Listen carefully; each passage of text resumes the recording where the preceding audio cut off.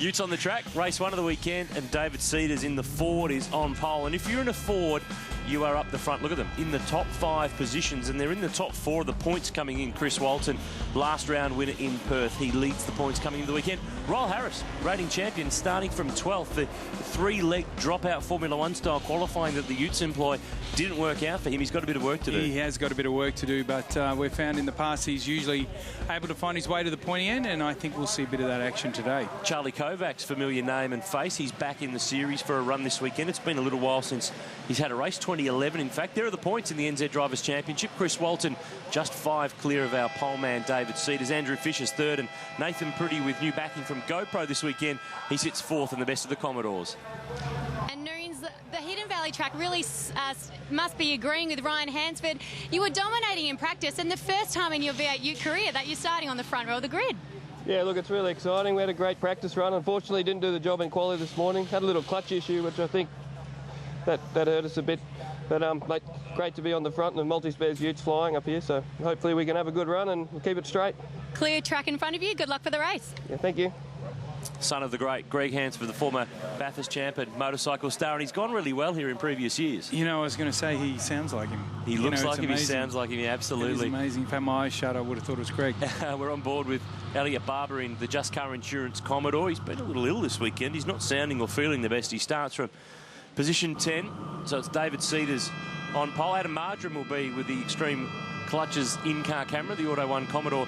He's had a bit of a bumping match this weekend with Wayne Wakefield in practice before they even got up to the serious stuff of qualifying. And Craig Donis here, the Hawkeye in-car with the Thirsty Camel Commodore. He's had a good year so far, but in terms of where he lines up for this one, he's back in 15th.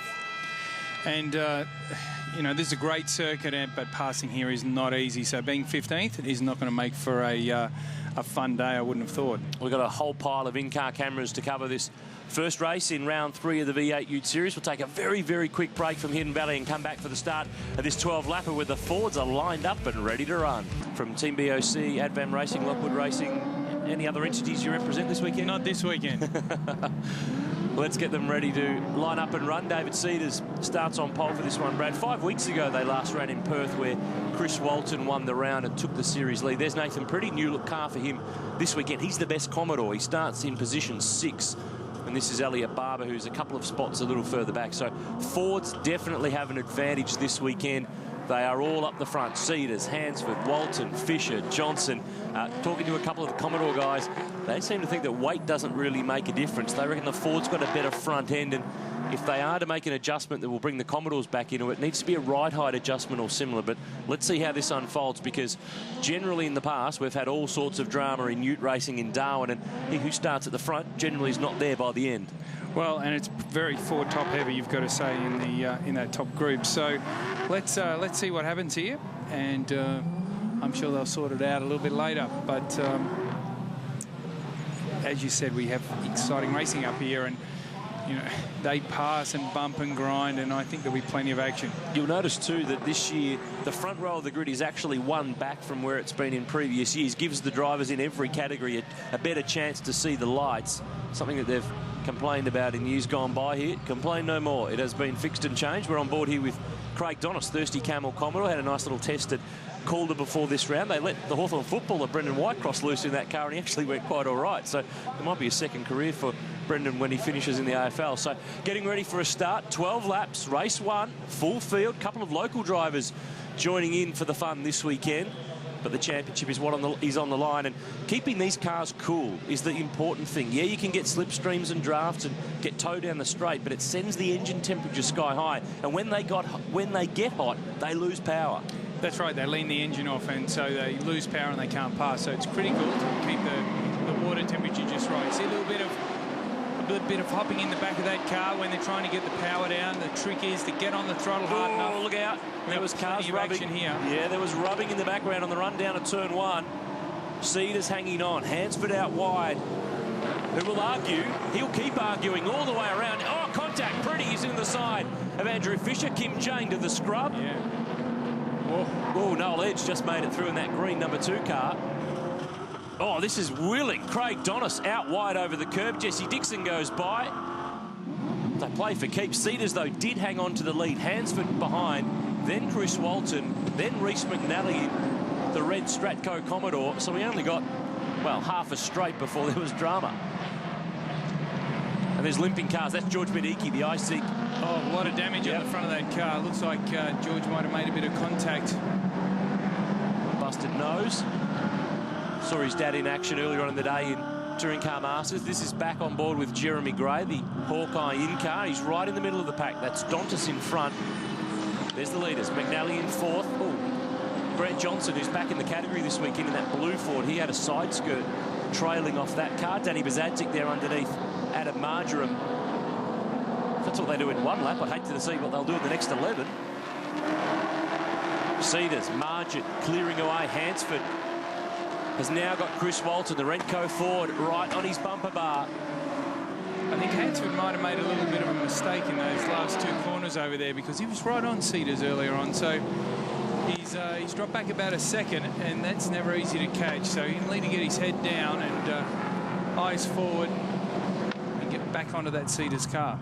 Back on board with Craig Donnis in the Thirsty Camel Commodore. Just sort of a move up in front. Ryle Harris in car number 1, making a move forward. He's up to 9th. He started 12th. The reigning champ is working his way back in. He's third in the points coming into the weekend. Replay of the start was really, really even. But just look at the mid-pack because there was a rub in the middle there. Look, Reece McNally, I think Wayne Wakefield might have been involved. I reckon that's possibly where Grant Johnson's side skirt got knocked adrift. Maybe even Nathan. You see him move across to the inside pretty rapidly. Not sure that we'll pick it up at this angle. You see the car go over.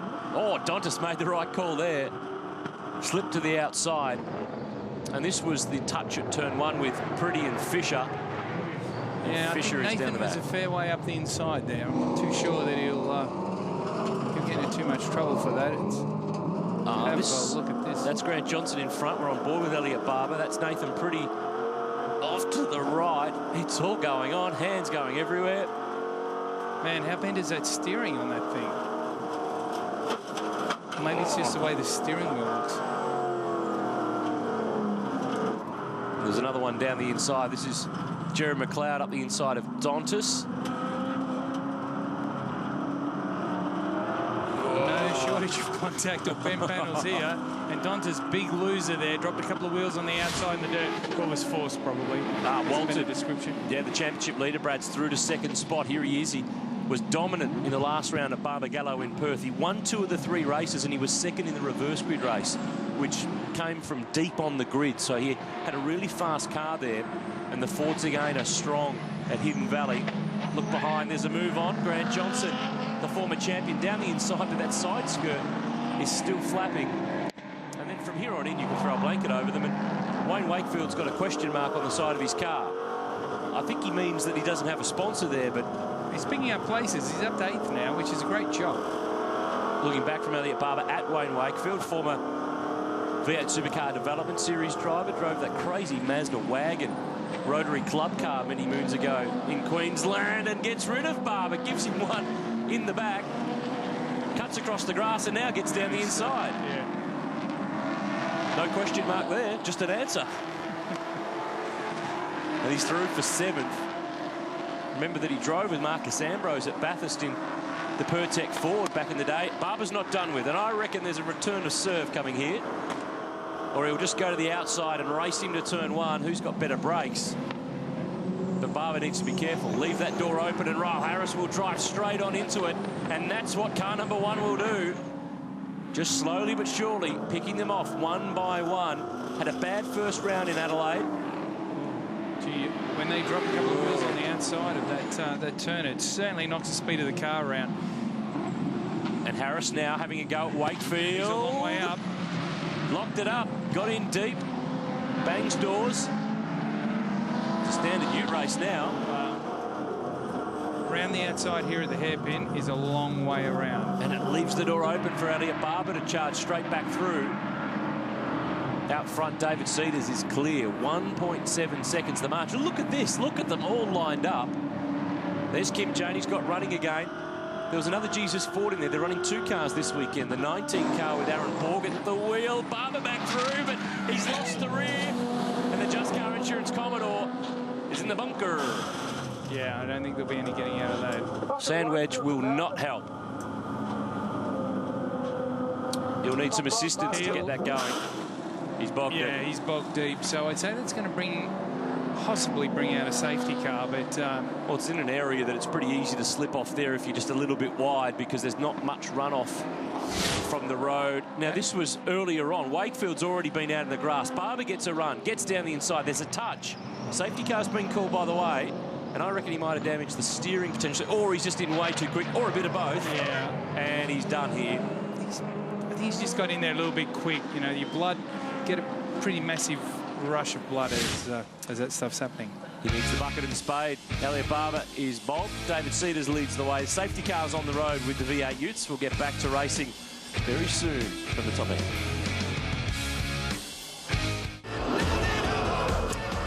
Back at Hidden Valley in Darwin, and this is how Elliot Barber has ended up off the road and why the safety car is on the track. Bunkered, and that means he's been removed. He's got going again. He's at the tail of the field. He's 29th. We've got to restart this time to the line. David Cedars will lead us back to the control line and the green flag. Chris Walton, the points leader, is right with him, but Ryan Hansford, Grant Johnson, they all come back into the game. Absolutely, and I think Elliot Barber got a little bit of a hand there from Wayne Wakefield right at the end of that when he was in trouble, and he might have got under control. He got a bit of a hip and shoulder into the bunker, but we've got a race and it's on fire here for the lead. Cedars had gone out to a decent gap, but now Walton is going to be all over him. On board with Craig Donis, who's on the fringe of the top 10. Jesse Dixon is in the 10 by about a nose at the moment. Donis will get it, though. Can Jesse hang around the outside? That's what he's trying to do in the Heyman Reese Commodore, but there's not enough grip there, and he has to get the spot to slot back inside. Jeremy Gray there lined up. Danny Bazadzik lined up as well. It's a busy restart lap. That's Donis in front, going underneath Jared McLeod. Newlon in car with Jeremy Gray. He's been around this category for quite a while, but Cedars out front. Adelaide round winner this year, and again a title contender, but is still trying to win this crown for the first time. And he's just ever so slightly creeping away from Walton. He's certainly got a very fast car here this weekend, and Walton needs to lift, because if he can't stick with him in the next lap or two, it's going to be all over.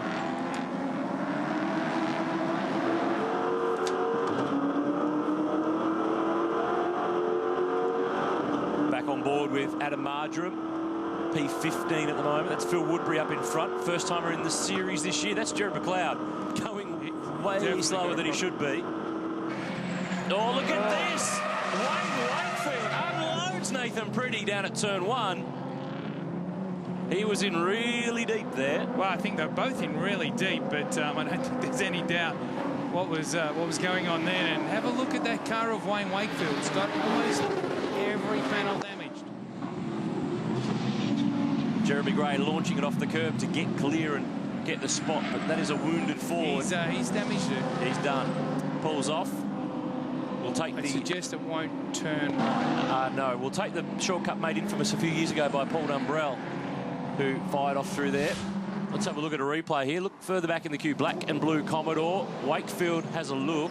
A long way back. Oh, he's locked the left front. Can't stop it. Wow. No doubt that's just an error. He's too far back to try and get down the inside. Jumped on the brakes, locked them up, and nowhere to go. It's great news for guys like Craig Dontis here, who saw it all.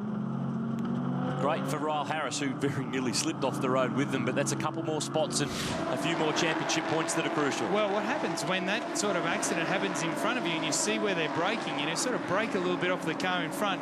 So he would have gone a fraction deeper. Ryle would have followed him in, and it's easy to get dragged into an accident like that. And as we saw, Ryle just got in a little bit too deep, but kept it on the black stuff, got around the corner and managed to stay in front of Dondas, who's done a great job to get up to 7th from 15.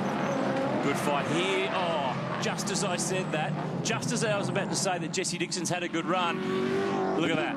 Drama. Bazadzik whacked. Woodbury into the middle. Andrew Fisher's not having a good day at all. He's got involved as well. I was just about to say Jesse Dixon won his first ute race at Barbagallo, and before I even got to it, that happened. It's always the way. It's always the way, and it just shows you this racing is so close and so exciting. There's so much going on that they don't, the error for margin is quite small, and they're certainly not afraid to use the car. Let's have a look again. Heyman Reese blue and white Commodore just taps. And Bazadzik's car at that point is unloaded, so you could probably flicking around with the lightest of taps, and then everyone who went to the grass voted wrong because that's where the car ended up. Well, and what makes that difficult is you're committed. So at this point, they're all braking as hard as they can. It's not like Jesse can push on the brake a little bit harder and stop the car. He decided early on that he was going to brake where he was going to brake, and you know, you just forward motion drags you into the car in front. It's unfortunate, but you know, it's not always deliberate. Looking here back to the front with our leaders, and it's all the Fords. 1, 2, 3, 4. There's Reece McNally in the best of the Commodores. Ryle Harris quietly but softly working his way forward. He's 6th, then Dontis. Here's Jeremy Gray in 8th, Jesse Dixon 9th. Adam Martrup, nice job, 23rd on the grid, up to 10th. This is Michael Armand in the yellow car, the Porsche Carrera Cup driver, who's back in the category this weekend. Aaron Borg on debut, showing that he's not afraid to get into it. Peter Bennett there pounces and grabs a couple of spots. I think if you just stay on the black stuff and don't make contact with anyone, change gears at the right spot and stop where you're meant to, there's every chance you'll end up 10th from 23rd. I reckon if you and I started in a lap's time, we'd still be top 10 with the way that they've all been slipping back through the pack, because this has been a brutal race. And now Marjorum's off the road in the Auto 1 Commodore. All that work that he's put in has come to nothing. But out front, this is where it's at. David Cedars leading, controlling this first race of the weekend. 3-race format for the Ute guys. And this is a Darwin problem. Cars with hot exhausts off the road, dry grass. This could bring out another safety car. And we need to just put that out there. That was John Wood, who'd been off the road at turn 5. 2 laps left in this one. Jared McLeod's off as well. I probably would have parked a little further away. Yeah. Probably would be a good idea. It's going to turn into a pretty massive sausage sizzle otherwise. Without the sausages, though. No sausages. Here's Cedars, Walton, Ryan Hansford started on the front row of the grid. Walton's actually lifted here a little bit, and he's coming back at Cedars. Only got 2 laps to do it, so he needs to get right on the rear bumper of this car quickly so he can have a bit of a push and shove and hopefully intimidate Cedars a little bit or push him into making a mistake. But he's definitely just that fraction of a second faster, and of course when you get this close, it's easy to get the gap right down to nothing. Lap car up in front is Matt Nolan, who's swapped back from a Ford to the Holden from the Murphy Motorsport team this weekend. And the leaders have got him at probably the worst spot. I just don't understand why people who are getting lapped don't get out of the way. Oh, well, he did. He hasn't got it their way. Look at that.